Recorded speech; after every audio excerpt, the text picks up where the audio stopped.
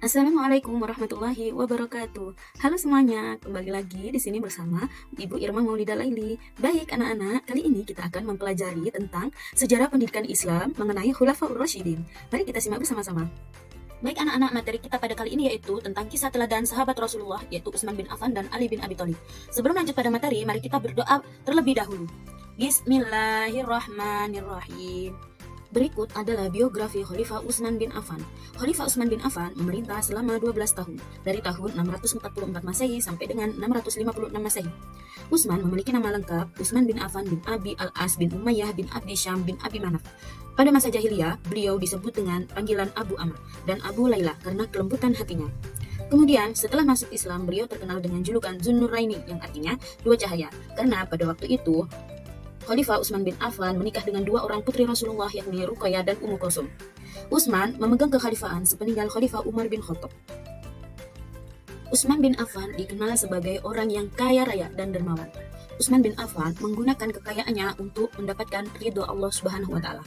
Bukti kedermawanan Utsman bin Affan yaitu pada masa pemerintah Abu Bakar, beliau pernah memberikan gandum yang diangkut dengan 1000 unta untuk membantu kaum miskin yang menderita di musim kering. Tidak hanya itu, beliau juga tidak segan mengeluarkan 200.000 dirham yang pada saat itu setara dengan 2,5 kilogram emas untuk membeli sumur. Sumur itu berair sangat jernih. Beliau membeli dari seorang Yahudi. Setelah membelinya, beliau mewakafkan untuk kepentingan umum. Berikut adalah jasa-jasa Khalifah Utsman bin Affan. Baik anak-anak, mari kita bahas satu persatu jasa-jasa Khalifah Utsman bin Affan. Yang pertama yaitu menyempurnakan Masjid Nabawi. Khalifah Utsman bin Affan membangun dan memperluas Masjid Nabawi pada bagian selatan, barat, dan utara hingga 470 meter persegi pada tahun 29 Hijriah 649 Masehi.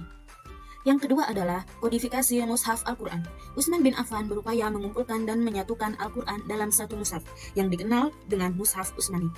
Orang yang diperintahkan oleh Khalifah Utsman untuk mengumpulkan mushaf Al-Quran adalah Zaid bin Sabit yang ditunjuk sebagai ketua dan dianggotai oleh Abdullah bin Zubair, Sa'id bin As, Abdurrahman bin Haris bin Hisham.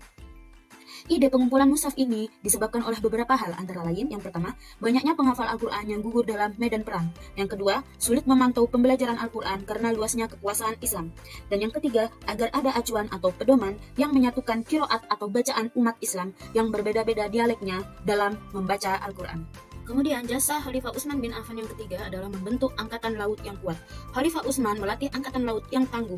Hal ini dilakukan atas usul Muawiyah bin Abu Sufyan yang pada saat itu selaku gubernur Damaskus. Tujuannya adalah untuk menjaga keamanan wilayah kekuasaan dari musuh, terutama pasukan musuh Romawi. Jasa Khalifah Utsman bin Affan yang terakhir yaitu memperluas wilayah kekuasaan Islam. Pada kepemimpinan Khalifah Utsman, luas kekuasaan wilayah Islam semakin bertambah, yaitu Armenia, Afrika, Azerbaijan, Kepulauan Cyprus. Setelah membahas mengenai Khalifah Utsman bin Affan, kali ini kita akan membahas Khalifah Ali bin Abi Thalib. Berikut adalah biografi Khalifah Ali bin Abi Thalib. Khalifah Ali bin Abi Thalib merupakan seorang khalifah yang memiliki sifat zuhud dan hidup sederhana. Beliau merupakan perwira yang sangat cerdas, cekatan, teguh pendirian, dan pemberani. Ali bin Abi Thalib dikenal dengan Asadullah yang artinya singa Allah. Beliau orang yang sangat cerdas sehingga juga dikenal julukan Babul Ilmi. Beliau terkenal dengan ketegasannya. Beliau tidak segan-segan mengganti pejabat gubernur yang dinilai tidak bisa mengurusi kepentingan umat Islam.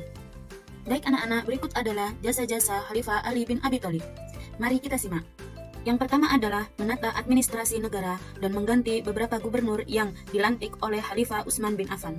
Ketika Ali bin Abi Thalib menjadi khalifah, tidak segan mengganti beberapa orang gubernur yang dilantik khalifah sebelumnya. Hal ini karena mereka diangkat karena semata-mata hubungan kekeluargaan, bukan karena kemampuan. Yang kedua adalah menarik kembali tanah milik negara dan harta Baitul Mal. Khalifah Ali juga melakukan pembenahan di bidang ekonomi. Dia menarik kembali tanah dan harta milik negara yang dibagikan kepada pejabat gubernur. Harta tersebut dikembalikan fungsinya untuk kepentingan negara dan kaum lemah. Kemudian yang ketiga adalah penulisan buku pokok-pokok ilmu nahwu. Khalifah Ali bin Abi Thalib memerintahkan Abul Aswad Ad-Duali untuk menulis sebuah buku tentang ilmu nahwu. Hal ini dilakukan dengan tujuan untuk mempermudah dalam membaca dan memahami sumber ajaran Islam. Dan yang terakhir adalah membangun kota Kufah. Kota Kufah dibangun oleh Ali bin Abi Thalib dan dijadikan sebagai pusat pengembangan ilmu pengetahuan, ilmu nahwu, tafsir, dan hadis. Baik anak-anak, itulah materi kita pada hari ini, yaitu mengenai Khulafaur Rasyidin yang menjelaskan tentang keteladanan dan jasa Khalifah Utsman bin Affan dan Ali bin Abi Thalib. Alhamdulillah, terima kasih sudah menyaksikan penjelasan dari Bu Irma kali ini. Jangan lupa like, comment, share, and subscribe. Terima kasih. Wassalamualaikum warahmatullahi wabarakatuh.